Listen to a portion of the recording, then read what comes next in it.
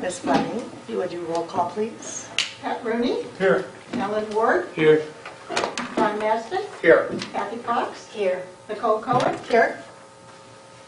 Okay, everybody would join me for the Pledge of Allegiance, please, followed by a moment of silence. I pledge allegiance to the flag of the United States of America and to the republic for which it stands, one nation, under God, indivisible, with liberty and justice for all.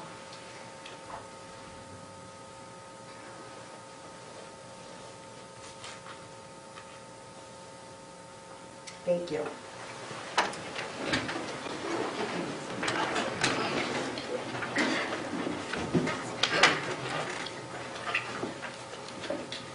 Do I have a motion to review and accept the agenda for this session? So moved. Second. Ms. Fleming? Mr. Rooney. Yes. Mr. Ward. Yes. Mr. Maston. Yes. Mrs. Cox. Yes. Cohen. Yes. I am going to go ahead and turn it over to Mrs. Sire, and she can go through the agenda with us. Thank you, Madam President. We do have a very lengthy agenda for the next meeting. So I'm going to start with our consent items. And at the beginning of the consent calendar, item 3.1, we have several sets of minutes. They include the regular session from January 17th, our organizational session from January 10th, the special sessions that we conducted on January 10th and January 13th, the executive session of January 10th and January 13th, and also our work sessions of January 10th and January 31st. So those are all of the minutes that should be. May I ask a question, Madam Chairman? Referring to the minutes of January the 31st, the last minutes, on the last page, it mentions Proposition 206, implication 2020 to 21 will be, what is that one? What is a $1 commitment? It's on the right-hand side, the last page.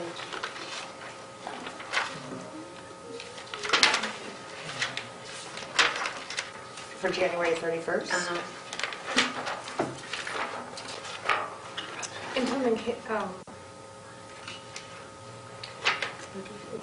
It's almost a $1 million commitment. That's what that should read. Oh, it should be $1 million? Okay. I wasn't worried about that. All right. And that was, as we were talking about the budget, if we were to apply those to every employee as opposed to just the minimum wage employees. Right.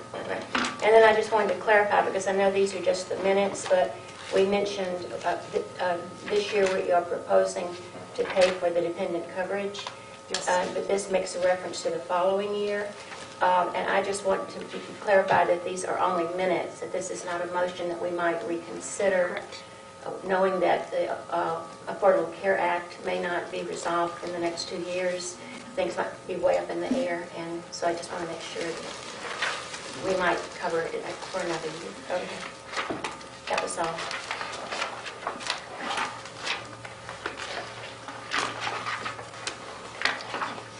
The next item is the personnel report. We have some information here and some letters for those of us who are notifying early that we are retiring.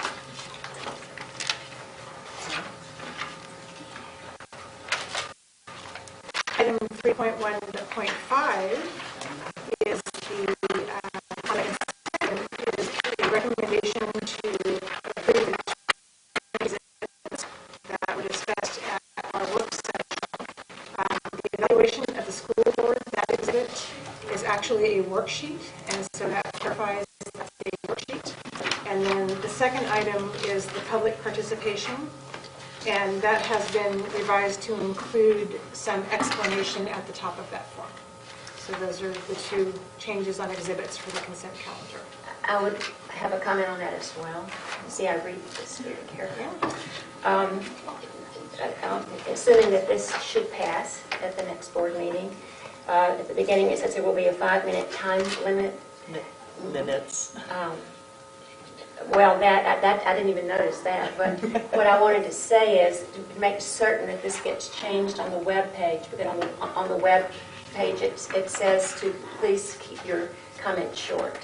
And if we're going to be specific about it, I think it would be good to have that there as well.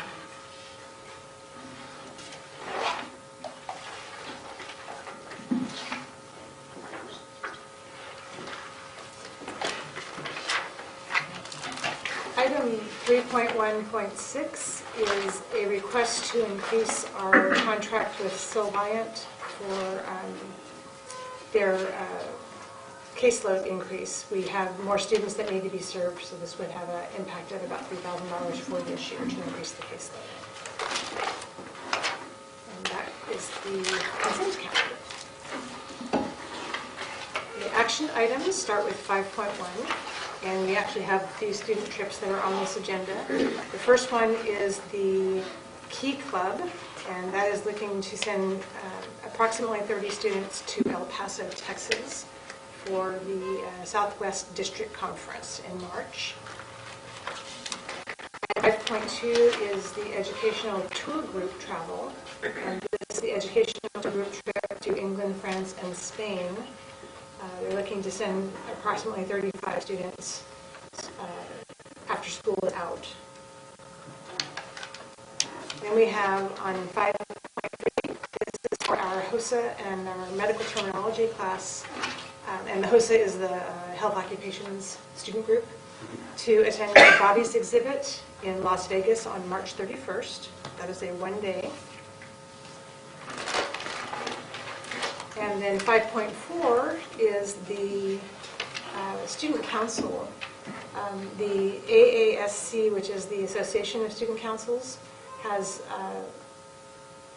offered a trip for our students to reward them for all of the work that they did to put on the Student Council Conference. And so they are paying for the actual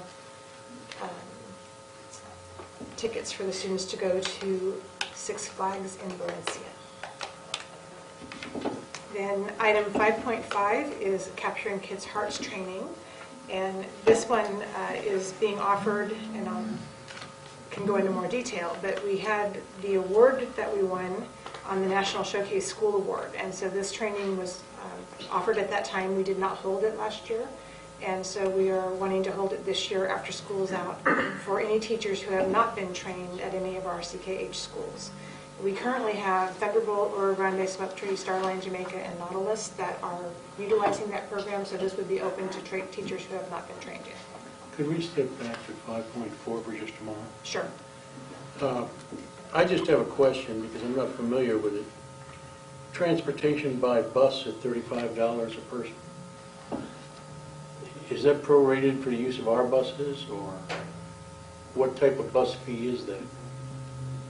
On this particular trip, I don't know. I believe that this is our bus. Does anybody else know the answer to that? That was what was insinuated to me, that they would be using our buses.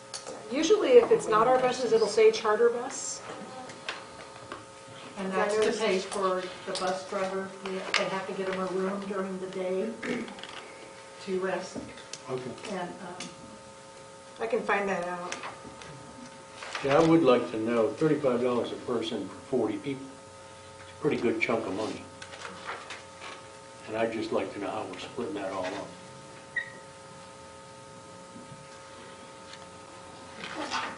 Well, it looks like that the transportation is being funded Correct.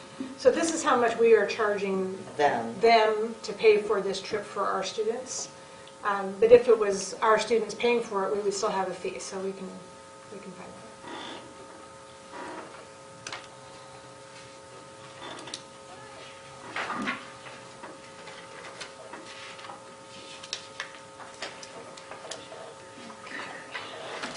So 5.5, did anyone have questions on that? I don't have questions, but in light of last year or the year before, I'm trying to think of when it was, is it possible that before the meeting that we can get data on last year's disciplinary stats versus this year, the same time this year? Is that something that you can pull from the data? Well, we wouldn't have, if we were using the AZ Safe, we wouldn't have this year's data. Do we have last year's and the year before's to start with? Just something to compare. And from all the schools that are using it, or, because this will be for all the schools. Well, when I look at the disciplinary data, it's mostly the high school and the middle school, so I don't know that it's at the elementary Let's start school, with so them. maybe just Okay. the middle school would be good, Okay. just to have an idea.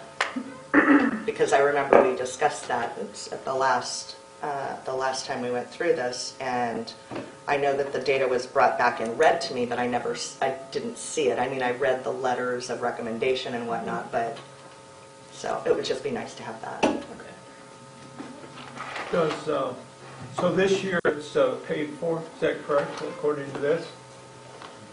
The training is being paid for. What is do we pay for that annually, or how often do we pay for it? Or do we pay for it? So it's all been community donations for all the schools. And so none of it has come from the district. In the beginning with Thunderbolt, we were able to utilize some Title I funds, but that was no longer allowed. So it's just all been community donations that we now, there's a Capturing Kids' Hearts Gifts and Donations account Oh, for any school to use. So, so it is, and it's not cheap. You know, one of the things that we've done with all the principals that are implementing is we made a plan, like a sustainability plan, so it wouldn't be an every year if we're even allowed to continue. So, so this is a real, you know, I think it's a $50,000 gift, $25,000 gift for 50 people. So on the community is covering essentially it's a licensing fee to be able to use the program and call it Capturing Kids' Hearts annually? Is that No, what- it's actually the training for Okay. teachers to go. So to fully implement the. No, I mean, not this, Oh, but sorry. the normal amount that you're getting funded by the foundations or other communities. Is for teachers to be trained. Okay, so that's really It's for all the we're paying action. for is teacher training, so this year there won't be that fee. Correct.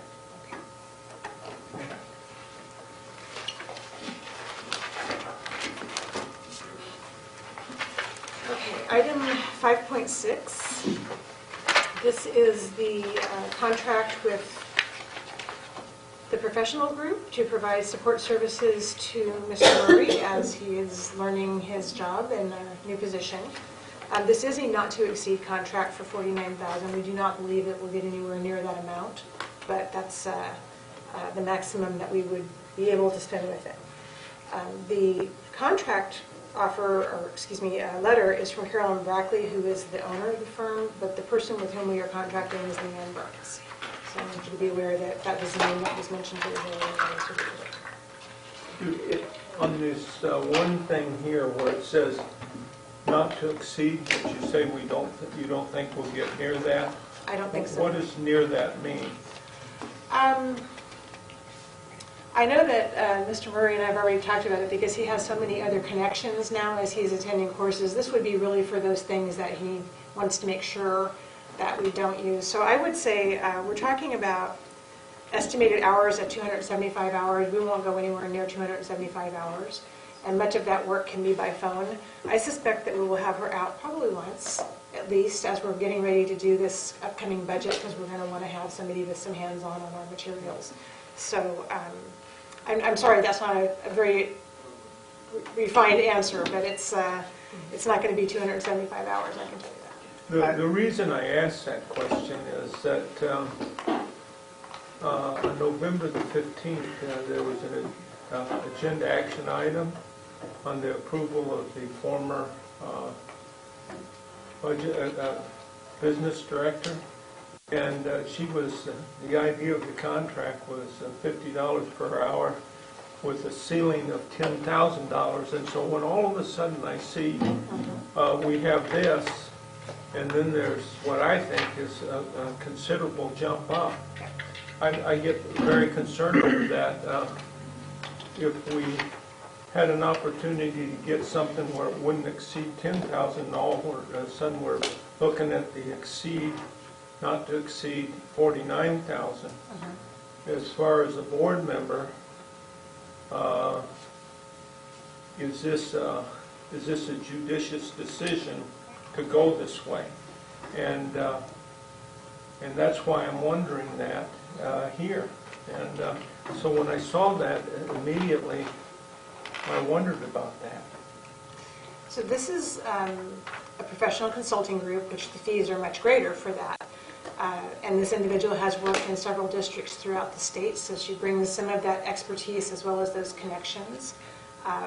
But the other piece of this picture is that Mrs. Wood has decided not to sign that contract. Okay. So that's not available to us at this point. So she was offered a contract? Yes. And was this decision not to sign it, was it a verbal, in other words, she was offered a contract, did she verbally say, no, I wasn't interested, or was, I guess that's what I'm saying. Can we talk more about that privately? Yeah, I don't have a problem, but as far as when we start looking at money, which is constant here, even though we've got an override and we've got the bond, when I all of a sudden see something like this, as an elected official, I'm going to ask those questions. And if we could get someone who had the expertise, had done it for a long time, and all of a sudden we engage some other people for a larger amount of money, that's my concern. I think there's another side we have to look at too. Mike's working real hard. He is new to the system. And people who have been in the system for a very long time may have set up their own procedures. Not that they're bad, but their own procedures. Bringing in an outside consulting firm allows Mike and that consulting firm to look at those procedures and evaluate them. And I think sometimes we're better to spend a little more money and make sure we're going to go forward on the right track. Well, if it gets to 49, it isn't going to be a little more money, as far as I'm concerned. Weren't we at one point looking at hiring a consultant purely to handle the business director position? So yes, that was one of the options that we looked at, was to hire a consultant to do this work, which then it would have been more than this. Absolutely. I think if I remember the number I saw correctly, it was north of 70,000. That is correct. I hate to keep taking us back, but before we go on, can we go back to 5.5 for a second? Mike was going to make Can we- Well, I'm sorry, If I Mike. could just I didn't hear you. No, I actually whispered to Diane, because I'm just still trying to figure out my role here. I will tell you, Mr. Rooney, that I won't pick up the phone unless I need to pick up the phone and talk to her.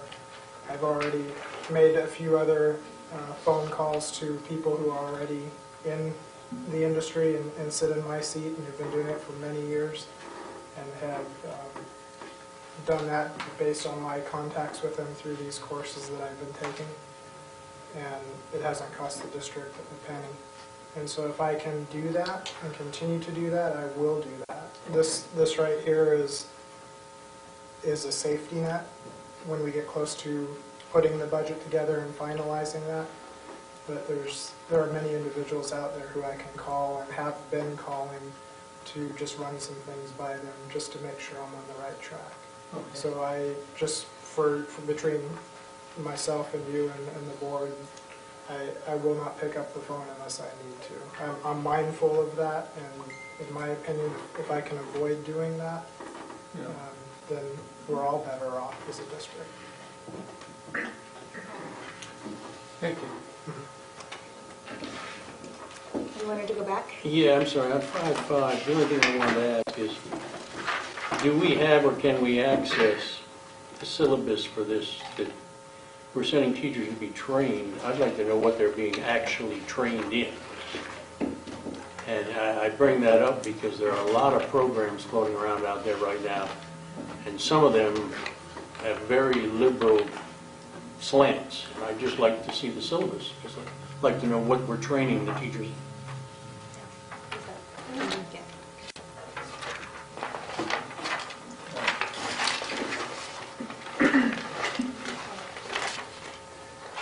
Our next item is 5.7, and this is a request to revise those resolutions that were passed in January of a year ago.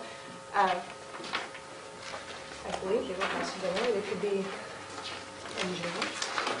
I apologize. I'm making up a date in my head as I'm talking. These are the resolutions that in the past had Mrs. Wood's name on them, and this is now substituting Michael Murray's name into these resolutions so that he has the authority to handle our business.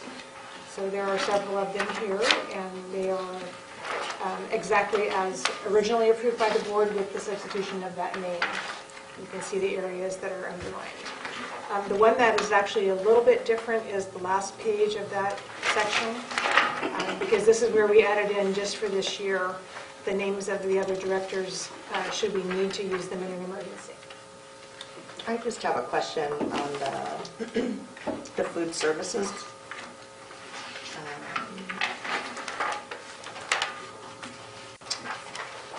What is the summary of change fund as follows? Lake Havasu High School, 45 for serving line. Seems like an odd resolution. I just don't understand it, so I just want to get some clarification on that. Anybody know? It almost sounds like a bank It's the change on hand, I think, thing. to give students back. You know how you count your drawer out at the end of the day, and then you have to leave so much So in. they start with $45 in the register? Okay. I'll get confirmation on that.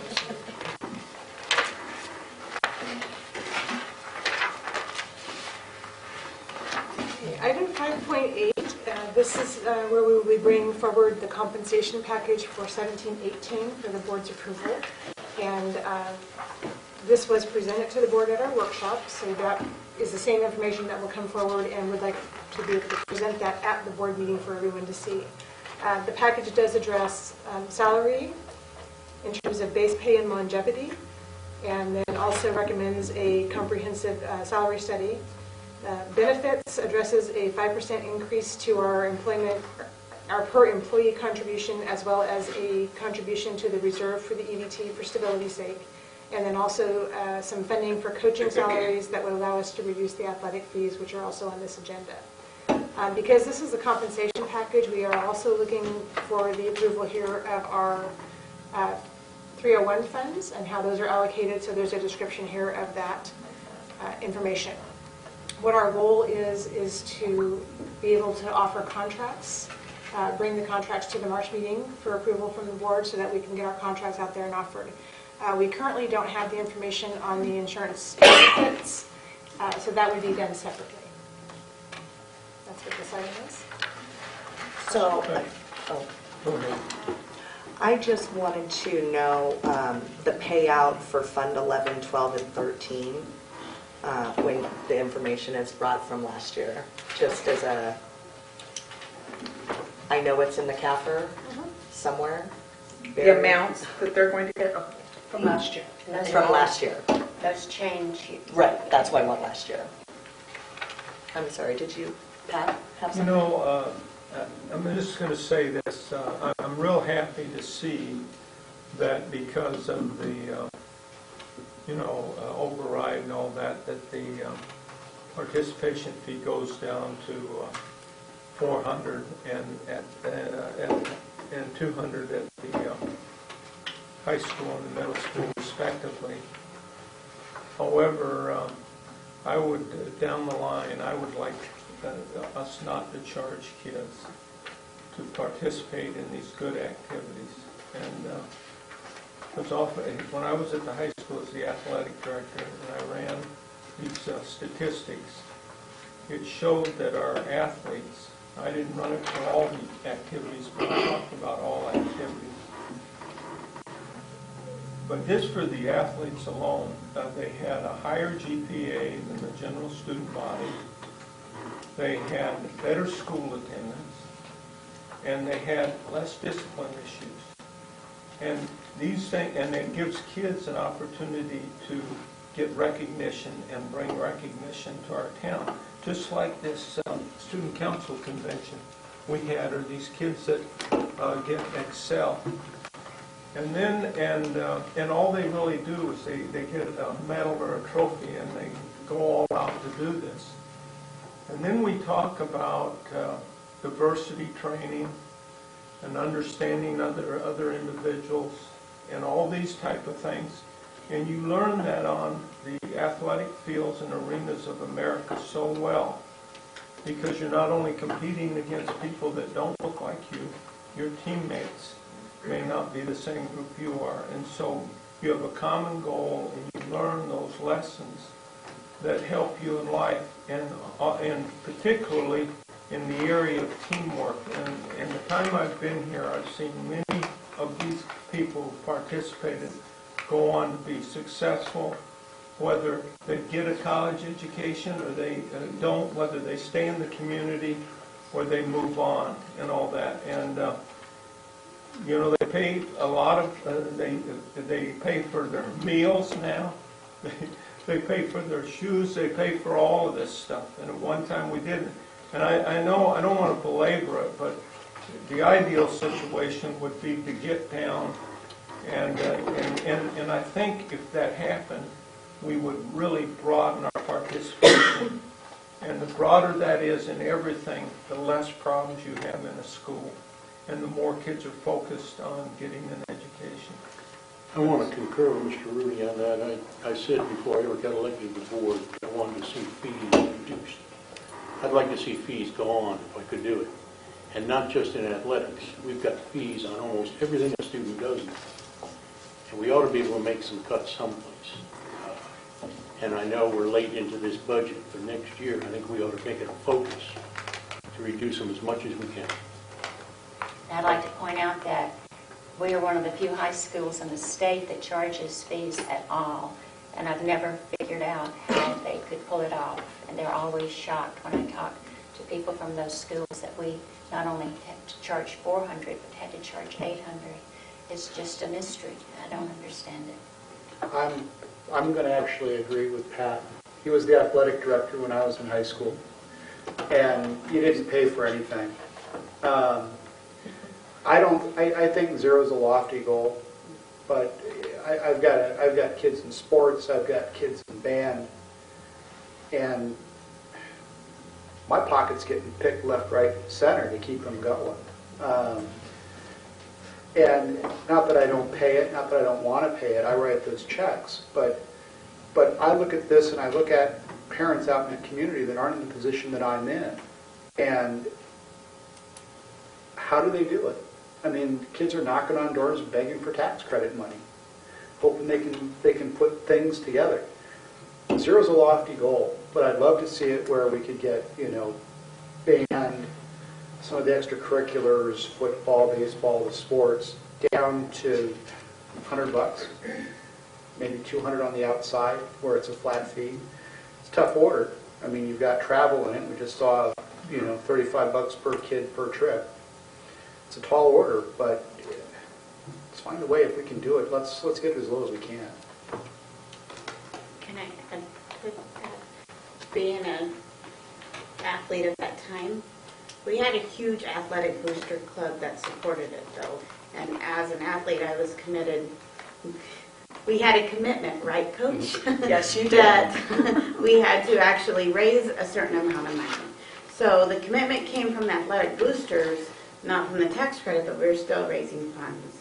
So I don't know if we can, I don't know where the money's going from the athletic boosters. I don't know if we have the funds anymore. I don't know if they're, I don't know that entity anymore because I'm not there, but I know they raise that a lot of money at Booster. Right, and I don't know where that money's going to, because I know no it. possible way to pay for Right. athletics. I just know that supported us. Carol, if my memory serves me, the Booster Club raises about $60,000 a year. Mm-hmm. And and a good chunk of that is coming off of the Kiwanis Flag program at this point. When we start talking about taking it from an $800 at the high school to a $400 fee, you're talking about $200,000 to get it there. And so while the Booster Club contributes, they're not contributing as broadly as what we could potentially do if we could find some things to leverage inside of a budget.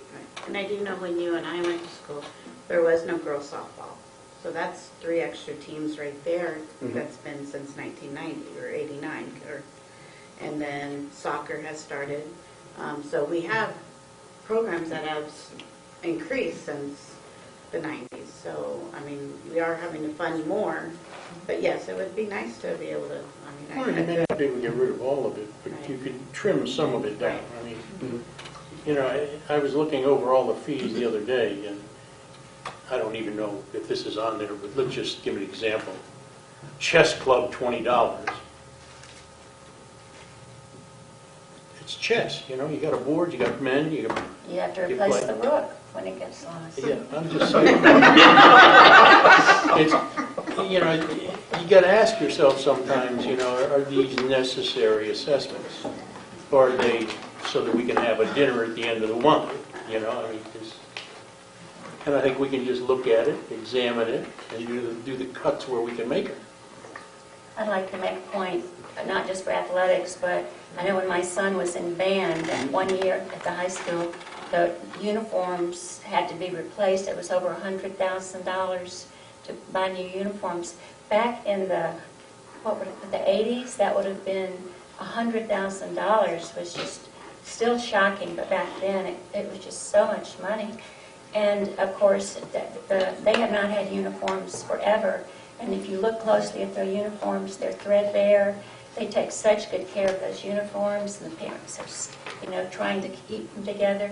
But what are they going to do when it's just gone too far? It's not a good situation.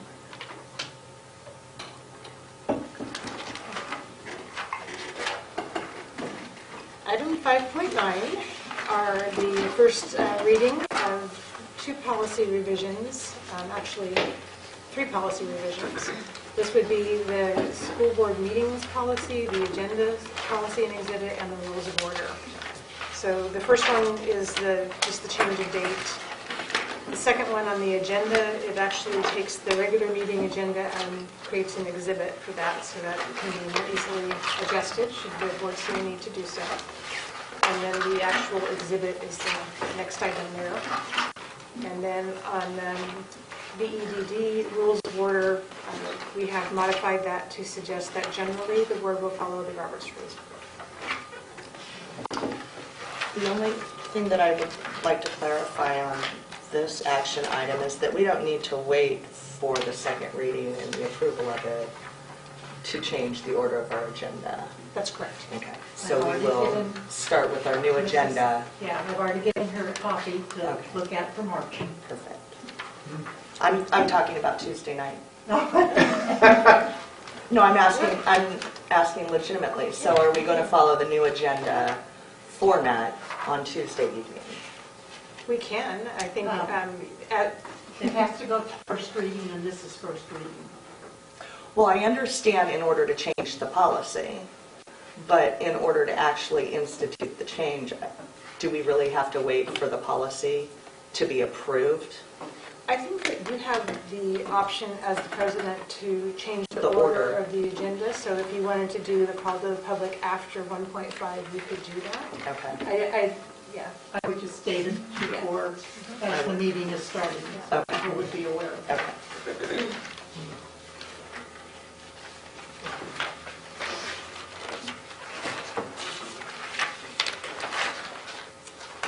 All right. Item 5.10 is the request to approve the contract for occupational therapy with therapists for 17-18. This is fairly early for us to come forward with a request for a contract for 17-18, but what we want to be able to do is to extend for a second year at the same rate. And since we have that option, we feel it would be cost effective to do that. Now, Aggie, Are we bound by this contract? In other words, we have to fulfill even if we fill one of these positions? We have to give them notification, Okay. that process to kind of go through, but since we have struggled this year with procuring therapists, having someone that is moving into our community, that is with the contracted agency, we felt very solid that we're going to actually have a person here. So we wanted to make sure we continued that with this agency. We still have 2 positions. We do have another position we still have to try to fill as well. Okay.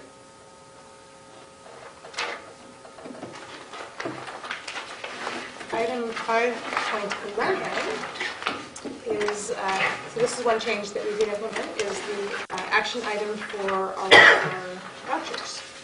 And so those would be a regular action item on this agenda. I have a question on that. Line 100 is Title I ESEA. Does that include only all of the Title I aides, or does it, is that $37,000 a month covers the salaries and benefits of all Title I aides, or how does that work, Denise? I thought Michelle might be here, but You know, that comes straight out of Michelle Grants. Yusso's budget through grants, so I'm not positive about that. I don't know if Brad can answer that or not. It may not be just instructional aides, because we do have a portion of our reading interventionists that are paid out of Title I as well. okay. Does the administrator of the grant, any part of that salary come out of this? Brad, do you know the answer? Michelle's salary does, yes. Okay. And then on line, Pat, stop that.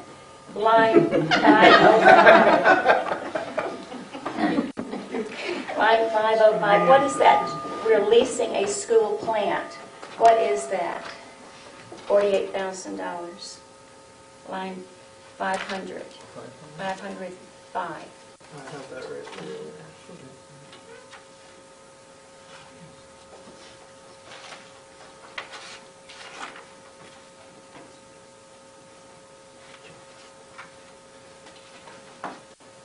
I can get you the actual, there are actually 2 purchase orders that make up that 48, that total there. So I can get that for you. It has to do with Mojave County and voter registration, so I'll get the actual details and specifics of it. But I see that total is between 2 different purchase orders. And it's for 1 year, not, okay. I don't have the exact, because I don't have the purchase order in front of me, but I do have the spreadsheet that breaks it down as to what actually. But it's a one-time expense. Is that correct? Again, I'd have to go look at the actual document to see. 526 extracurricular activities fees. Do you have that broken down? And I'm not particularly concerned with you giving it to me right now, but I would want to come in and see what the breakdown on those is. I do. I have it here in front of me, and it gives me a very basic description of all of the different purchase orders that total that amount. And it's from, I can see that it has to do with some transportation, some fees that have been, like some expenses from the high school. Stipends, things like stipends. It looks like just little like events that the high school put on. There's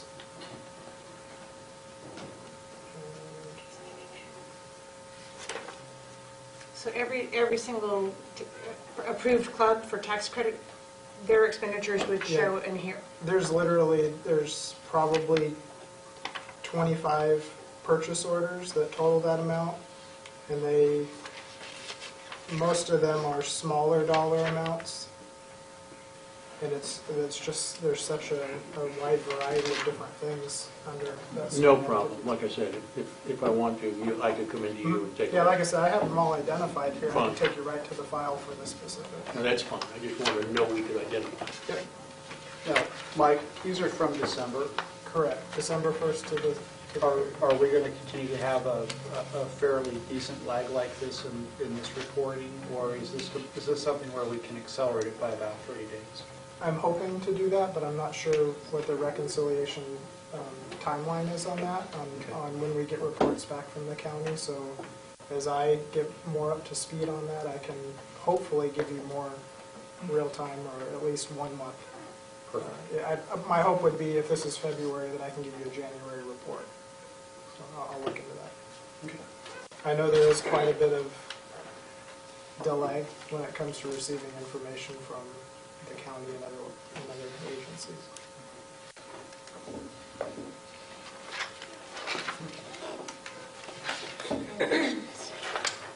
Just the building renewal grant.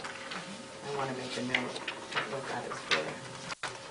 I actually have where we are on all of our projects, so I'll bring it. Okay. What it's for, as far as, like, it's for the school facilities board. You don't have specific breakdown of which projects we're funding? Some of it is the roof over at Starling. I can see that here.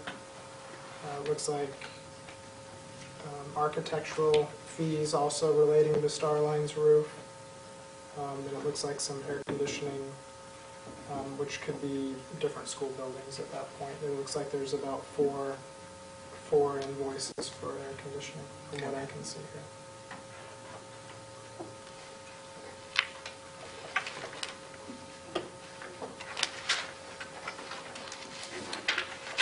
Any other questions? Just when it comes to the breakdown of all of our clubs, I'm looking at these sheets, there's some missing, so I just wonder if there's miscommunication on our system or what's going on. But when I look at the eligible tax credit activities, some are not reflected in here that are reflected in here, and vice versa. And so I'm wondering about that.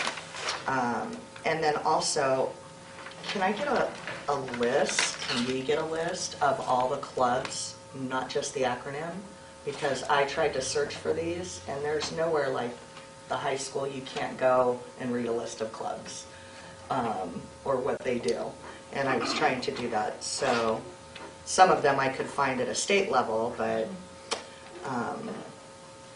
for the student activities, are we to assume that all these liabilities are also tax credits, or some are not? And can we identify which is which, just so? In high school, when I was there, they actually had pamphlets for parents that would list all of the current clubs and what they were all about. I don't know if they still have that, but that was something that you were able to get at the school itself, so Okay. that We can might. follow up on that. Okay. You asked me this a long time ago too. I have it too. On the auxiliary balance checking and savings, there are some things on there that I see that I'm not sure exist anymore. Is there any way to roll those accounts in, liquidate those accounts, move them elsewhere? It's right after the page 2 where we have all the tax credit accounts, and then you come over to the auxiliary balance sheet, checking and savings, 2016-2017 December. For instance, computer repair class. There's a drafting one on here as well. And the math and money class has almost $5,000 negative balance. The problem with that, and I'm sure that it can be solved, is that at one time that money had been collected for those particular classes, and then when they were no longer offered, the problem is you have to be very careful about what you do, where you transfer that to. You can't just, like with tax credit, the principal can transfer Right. the money. Right, but for instance, we replaced drafting with engineering. Right. And we replaced the computer repair class with either the audio visual or Right. or the software development class would be an appropriate new home for those things. But They're Mike still would have to figure out how to do it. They can't just do it on their own. Well, and Scott would need to come to the board and close that particular club. Yeah. The principals usually come to the board, and it is an item on the agenda to close that particular club and transfer the funds. And then there's a way for the accounting office. Those are tax I think Mr. Johnson has a good point, though. clubs and- Even if it's just nickels and dimes in this one case, you start piling up these little mud holes all over your budget, and you might find you got a lot more available to you than you thought you did. You know, and the thing is, we haven't known how to do it, or we find out how to do it, and we move that money to engineering or to whatever, so that it can now be functionally used to serve our purpose. And I think you'll probably find more of these here than you think you will. If there's a class that is like the other class, but for example, you can't just say, look at all of the money in early childhood. You can't say, oh, look, there's a deficit in athletic entry fees, so let's just move some of that down. No, that's not what I'm saying. Okay. That's what I'm saying. Like he said, those things don't exist anymore. So if they don't exist, that money's just sitting there. Right. It's serving no purpose. And as you go through the budget, you'll find line items like that, I'll guarantee you, that may have been there for 10 years. They're just sitting there, not being used. That can be, it's kind of a multi-layer process, so what I can do is do two things. I can, and I will talk with Mr. Becker to have him kind of do an audit, and then also the same can be said for the other schools. Actually look at this page, do an audit, and assess whether or not these accounts are still going to be used. And then I can also do that on the back end in purchasing, and actually do an audit to see what kind of activity those accounts have had. If there's been activity in the last 6 months, then we're probably going to have to keep that open if Mr. Becker says that's an ongoing account that we'll continue to use. If there hasn't been activity in the account for over a year, then we might want to look to see what we're going to be able to do with that. So it'll be probably a two-stage process, but I'll look into it. I have a note to do that. And that is an area where our audit firm can help us, because they know all the rules for that. The only other question I had was on the agendas. Since I have multiple prior principals here for the different schools, can anybody tell me what we're spending those dollars on agendas for? Because it varies pretty significantly school to school. Yeah, I believe that's the student handbooks. Okay. We have them for 5th and 6th grade. And I Yes. believe it comes out of Title I, and I believe, but I'm not sure. I know it's funded through something, but I'm not sure, and they're like $1.25. I mean, they're very generic, they might be $2. All the calendars. They're the daily agendas.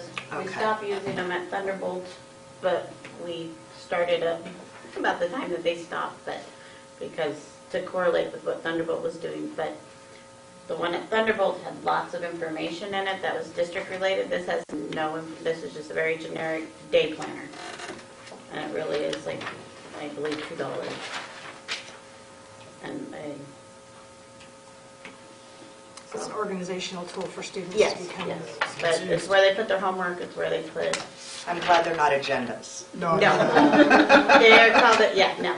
Agendas are day planners. It's used to communicate home as well. Yes, it's where they put their homework. It's it's where something similar to this, and Okay. it has the days of the week, and then you put your homework assignments for the day, and any Mom and dad check communication. off. Yeah.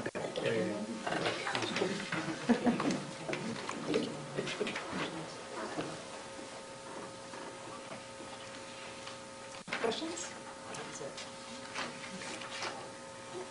Item number 5.12 is the request to approve the reduction from $800 to $400 in the high school athletic fees. I have a comment about that. When you read it, it seems that it's about the tax credit, but it's not. It's about reducing the athletic fee.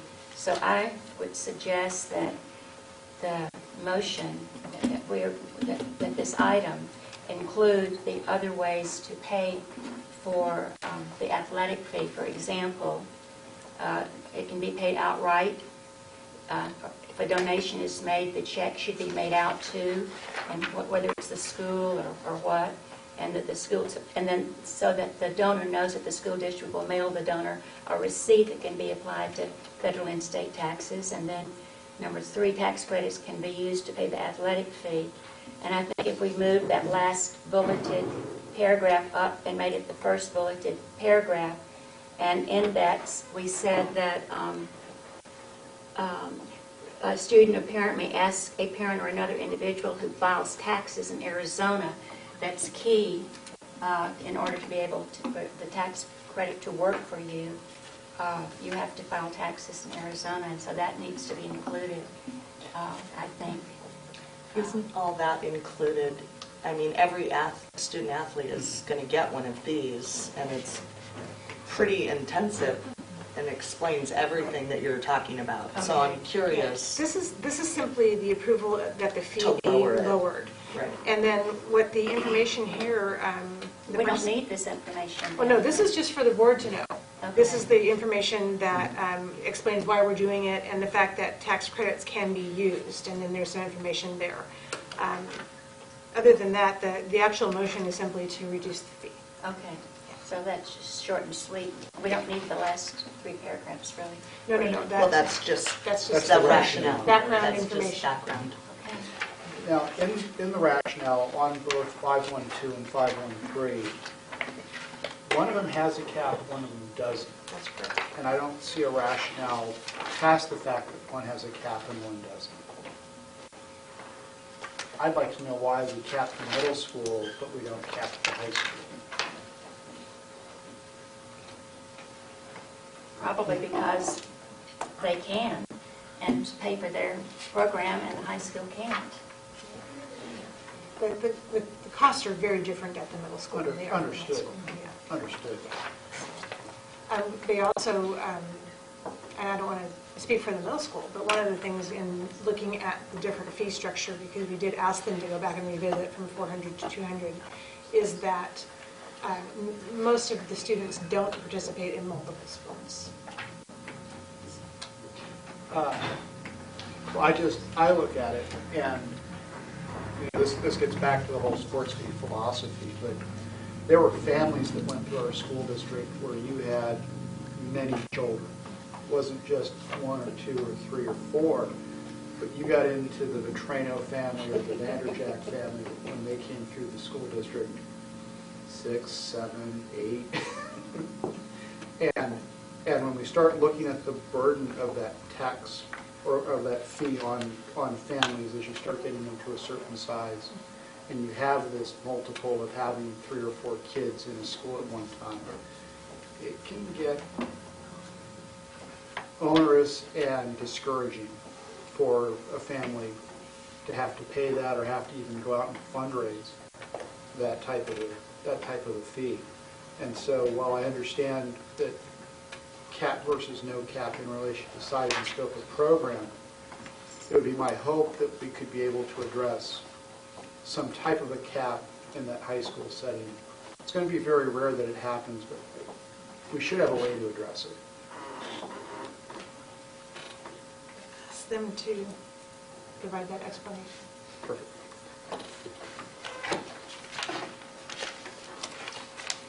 Okay. Item 513 is the middle school.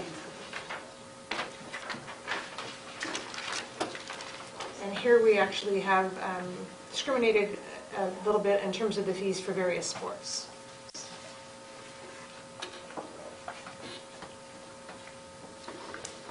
Item 5.14 is the request to approve the contract with ADE to host Synergy, which is our student information system.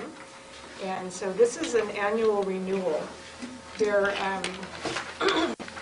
a little bit of background information, if I may provide that, and I'll do it again at the board meeting as well. But in the state of Arizona, every school district has to have a student information system. And there are several vendors that provide student information systems. Synergy is one. We had Power School before, which used to be Sassy. There's Infinite's campus. There's a lot of them that are out there. And so In 2015, the district, and of course, I wasn't here for that, but the district decided to look at a new system for the student information system and did a lot of research and spent some time, and I did go back and look at some agendas. There was at least one work session with the board and other information that was provided, and finally came up with the recommendation to recommend Synergy, which is the EduPoint system. That's the vendor. Then the options that were considered in this process was to look at whether we wanted to self-host the program, purchase it through EduPoint and to self-host it, which would require staffing and servers and so forth, or to purchase the program through ETC, which is the current business software group that we have in Northern Arizona University, because they also provide it support and host. And then also the ADE, which had a contract with EduPoint to host, and it's a 10-year hosting contract. So the student information system, one of the requirements of the student information system is that you have to be able to upload information into the AZ system, which is the Arizona Educational Database. And so all of our vendors have to have a system that complies with that. But part of the rationale in choosing Synergy was the fact that ADE is hosting it and could get the best price on it. So it was the best price that we could get. That because it's in their best interest to have their system be able to feed into the state system, they would provide the support and updates and service that would be required to ensure the data would import properly. And then the other piece that was important to us was that the special ed could be integrated into that, which was also beneficial in the system. And the reports that we could gain and so forth were better, and of course the cost. And then one of the other issues, which I know everybody's aware of, we had an issue last year, actually this year, but with last year's PowerSchool software, is the Synergy system allowed us much better field security options. So we didn't have some of the other security issues that could happen at the sites. So the contract was board approved, I shouldn't say the contract. The system was board approved at the $10 fee on October 6th of 15. And then the actual contract began in January of 2016. And so that contract was for $10 per student, and that included some training and all of the transfer of data, and included 2 additional years of data work. And is only an annual contract, and it renews annually. So the original, back in October when the board first looked at that, the price per student after the first year was $650 per student. Actually, as of January 1 of 2016, that price changed to $750 per student. We were not aware of that at the time that we brought this forward to you, so I have to tell you, I thought that it was a sudden change, but it was not a sudden change. That actually was a change that occurred, but it was after the board had approved this in October of 15. It occurred in 16. So basically, we would bring annually the contract to renew with Synergy, and the price per student would come as a part of that contract. We actually haven't received the contract yet, even though the contract expired January, because it's a 1-year contract, but we are told that that will be coming this week, so we will be able to get that out to you. And I will send you a copy of last year's contract so that you can see. It should be the same with the exception of the amounts in there as a comparison. So you have an opportunity to look at that right away. That will go out tonight. Okay. I had a question. I see here it says core modules, and then over here it talks about optional modules. Correct. What do we actually contract for, and what does it apply to? So we actually contract for the core modules, which there's a whole list of them, and I can certainly provide that for you. On the optional modules, the only one that we have is the special education and student module. So, and there was also a question about data that was provided, and so we had provided for you the information. I appreciate Heidi finding this for us. The AZEDS requires certain information to be provided, and so this was sent to the board electronically, but there's information that used to be requested in the state system, which was previously called SACE. And this shares what the new AZ systems request. But our system, we only upload that information to the state that is necessary for the AZETs. We do not provide any of the optional information. Okay, I do know that was one of the questions. Also, there was a question that came up about the FERPA and HIPAA. And in our contract, there is a statement, and it's basically it reads, and again I'll get this to you, that both parties agree to comply with the Federal Family Educational Rights and Privacy Act, and that this applies to all provisions which involve identification of individual student data. And so we have an agreement with that, and that is one of the areas that when the state selected the Synergy, and I pulled this PowerPoint that was presented to the board back in 2015, that not only is the federal requirement, but our state, Arizona Revised Statute, requires that there is confidentiality of student data, and that they will comply with the Department of Education and also comply with the Family Educational Rights and Privacy Act. So if the question is in terms of liability, if the state system caused a release of data, the state would have liability. If we release data, we would have liability for that. But the system is designed to protect that information. One other question. We're going to submit all this data. Does this allow us to customize reports? For instance, if we want to withdraw data in a specific format, does it allow us to do that? Are you talking about Synergy itself? Yeah, you can customize your reports. And Heidi is our assistant administrator for Synergy here in the district, who can answer questions specifically. You can query the system for the data that you want. Okay, that's all I want to know, just if it allows us to extract by our own format.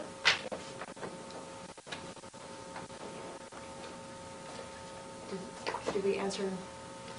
I think there might have been a question about HIPAA. There was. Are we sending medical data at all? I'm going to let We don't upload medical data. We do have a module, obviously, the health office, and it's very protected. And only certain individuals, like the nurses, can access the health log. The nurses do yearly reports, but they are aggregated data. How many students in the 5th grade, they're looking at that based on the immunization reports that are mandatory report. It's not being uploaded by individual students, but the aggregated data.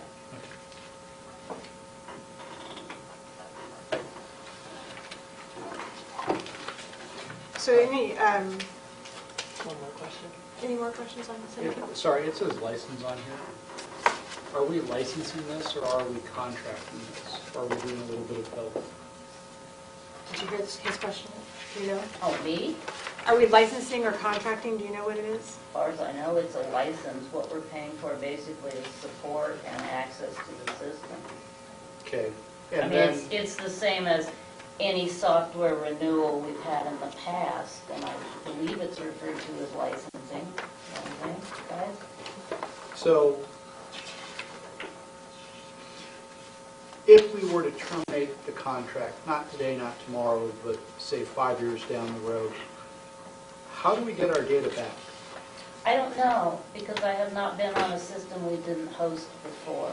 I would guess that we would get some sort of a data packet.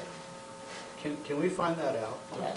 Data, It may well be in the contract. I Right. would look at Yeah. that. was looking I to just see if- made that up, data packet. I don't know. data ownership in cloud computing can be a real gray area if it's not specifically spelled out. And it may be a good idea to ask the company what that would look like. Not, and again, not an objection to this, but I think data ownership's important. Yeah, I agree. And it's something we should know, and I don't, so I'll find it out.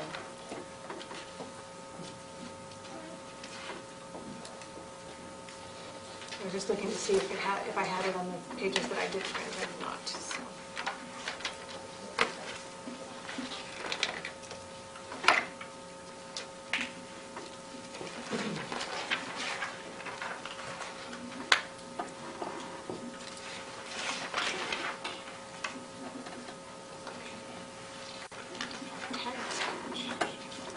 All right. Item 515 is the approval of our contract for audit services.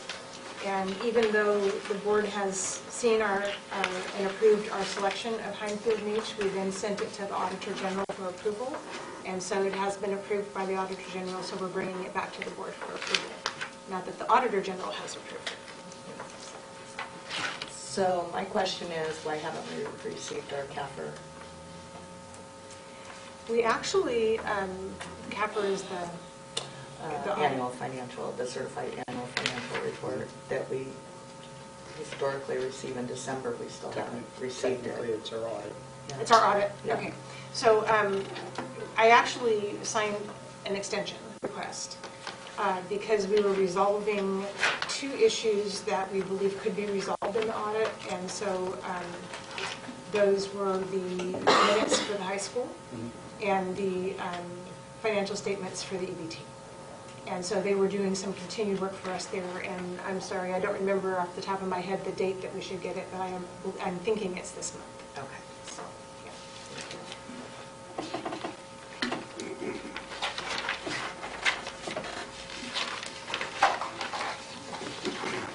And then the final items here are the gifts and donations, and the superintendent report and updates, as well as the board opportunity to provide report. And then we also have included again our director's monthly reports. And I would like to point out, and we'll point out again at the meeting next week, that there was some data that was collected regarding hiring in recruiting and retention, which we wanted to include since the next at the next meeting we'll be actually talking about the compensation package. So, information is there for you. And that is our agenda. Any other questions? I have a comment. Comment? I will probably have to say this again at our board meeting, because there are not many teachers or principals here, but winding its way through the state legislature is a bill that you may or may not be in favor of. It requires that we have 50 minutes for recess in elementary and hopefully not middle school. But I noticed that inside that bill is a statement that recess cannot be used as a punishment. And while I don't think any of us ever have thought of recess as a punishment, teachers do use it as an incentive so that students get their work done, and it works very well, and it's not presented as a threat or a punishment usually. But students who don't finish their work don't go to recess, and it's just human nature, and it's an incentive, and most kids figure it out and they get their work done. And having that, there are very few other things that a teacher can use that is as simple as telling your children they can't go to recess. And so I am very opposed to that bill based on that alone. And I think that people should call their legislators and say something about it. Unless, while I've been retired, you've come up with a wonderful way for classroom management to get kids to do their work. I'd like to hear it tonight, so I won't have to make those calls tomorrow. But I can't imagine. I think if that passes, it will be a disaster. Now, the only way that you can keep a child in is you have to call their parents and say, do I have your permission to keep your child in from recess because he didn't do his work? It's just not feasible. It's just not doable. So, has anyone come up? Nisa, Carol, what? I let him go. I don't care. Let's just cave in. Let's just. Yeah. Kathy, it did work with my kid. It did. I know. I know quite well it did. Well, there was on Facebook today on Orchids and Onions about, I believe it was Nautilus was the concern about lunch and recess. So that was, so it's up, the conversation. They don't care if we go to school until 3 or 4, but I don't know how we pay the people to stay that long. That's the issue that has to be understood. The interesting piece for me is, does recess count for instructional minutes? Yes, I- So If it's unstructured, you can't need physical education, but it is K-5. It is Yes, K-5, K-5, yes. Depends on how much wall time you get recess. Stays in. I won't bring it up if it makes it through, or doesn't make it through committee. You won't hear from me next week, but if it does, you'll hear from me again next week. Yeah, I'm done. I'm with you, Catherine. Thank you. Any other questions or comments? Can I get a motion to adjourn, please? So make a motion. I second. Colin Ward, Yes. Pat Rooney, Yes. Charlie Manston, Yes. Becky Hawk, Yes. Bill Cohen. Yes. Thank you.